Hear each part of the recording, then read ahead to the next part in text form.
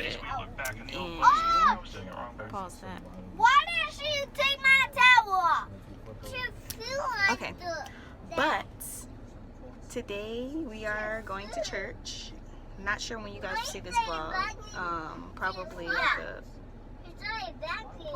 Monday or Tuesday, something like that. But today we are on our way to church, and we have everybody in the back. We're waiting for Caleb to get in the car. Let me put my glasses on. I can't see. Okay, that's better. Happy Mother's Day to all the mothers. Hope you have a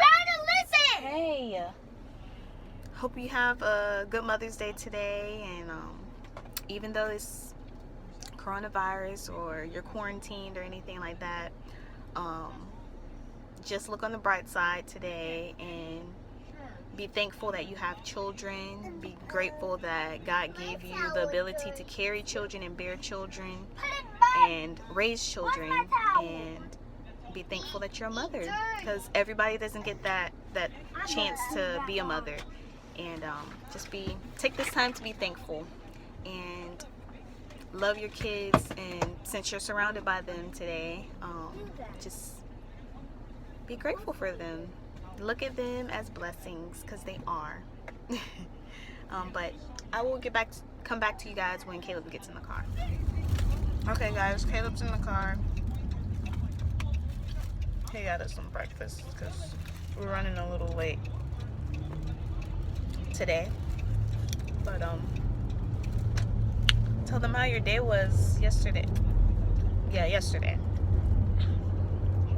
Well, it's pretty good. I built my gazebo finally. Cleaned out the chicken area, the garden. I got it up to where I needed to be at so far. And me and little Kayla spent the day together since Mom decided to ditch us. Y'all know where I went. I didn't ditch them. I asked him, do you want to come? He said no. But the sandwich is pretty good. This is my first time having it. It's egg, cheese, and ham. It's like a breakfast sandwich.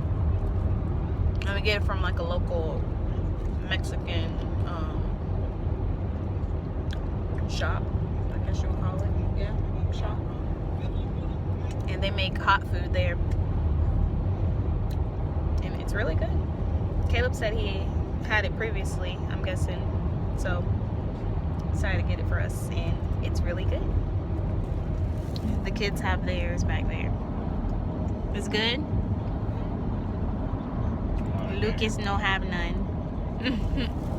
Morning, because he says in verse number 13, he says, as one whom his mother comforteth, so will I comfort you, and ye shall be comforted in Jerusalem. And I want to talk this morning from that passage, a mother's comfort. A mother's comfort. And we see God using that as an example for a wayward person to understand the tender care and embrace that would be waiting for them if they would just allow God's way in their life. He's like, I want to be to you like a mother would comfort her child. Now, had he have said, as a father comforts his child, I think we'd have lost a lot of sympathy right there. We'd have lost a lot of application, because just face it, men, we're not the greatest comforters, are we? I mean, little Johnny or little Susie gets a boo-boo, and we're just like, hey, you shouldn't be crying. Tough it up. You know, mom will kiss the boo-boo and make it feel better. Mom just has a way of comforting, whereas dads, we're just not known for that. And you know what? We shouldn't be either, by the way. I mean, we ought to just, by the way, when my kids were little and they fall and skin their knee, I wouldn't let them cry unless it was, it had to be a real reason to cry, because I didn't want sissies. I didn't want this guy, a 13, 14, 15-year-old out, just starting to, they get blisters on their hand like, what are these? What do I do? You know, like, no, man, be a man. Hey, it's just a little blood. Nothing's going to happen. I mean, you'll just get up, dry it up, and keep going. But at the same time, you know, we tried to raise some tough kids, and well, I didn't really succeed very well. You know, Joshua, Steve. Dad couldn't give that comfort. And God is using that as an example of what He wants to be to them. I want to be to you as a mother would comfort her child.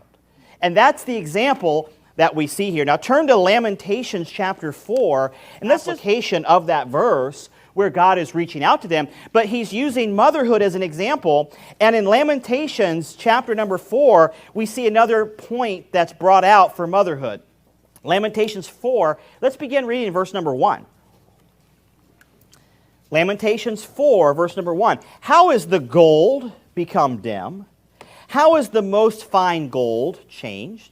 The stones of the sanctuary are poured out in the top of every street. Baby doll. I mean, some of the little girls run around, Emma with her little baby doll. Isn't it the cutest thing to see a baby holding a baby doll? A little girl, and they'll kind of bounce it, they'll pat it, and then when they're done, they'll throw it down. You know, they're still little. But you know, it's just a natural thing when you see a little girl holding a baby doll. You know what you don't ever see? Little boys. I mean, they might be like coloring on its face or pulling its arm off or something, but they're not like pretending to be mom. It's a natural instinct for a lady to want to be a mother. It's natural. In fact, when that little child gets big enough to where they have to be, quote unquote, sent off to daycare, it's like a pry bar between the mom and the child, because it's not a natural emotion when you're taking that child and you're ripping it from the care of the mother. The mother's a mess. The child's a mess. And pretty soon, you pull it apart long enough, they begin to think it's normal, but it took a long time before it became normal. They had to go against nature to pry baby from mama and put them off in two different directions, and all the mom can think about while she's at work is that child. And all the kid can think about while they're in daycare is, boy, I want to be with mom and dad. Where's my mama? Where's my mama? It's not natural. Now, society has made it to where, oh, you know, that first day of school when the mom's leaving their little kid off on that yellow bus and they're on the street corner crying, that's not normal. That's not right. That's like an ostrich leaving her young, hoping they don't get trampled on while she goes to do some work.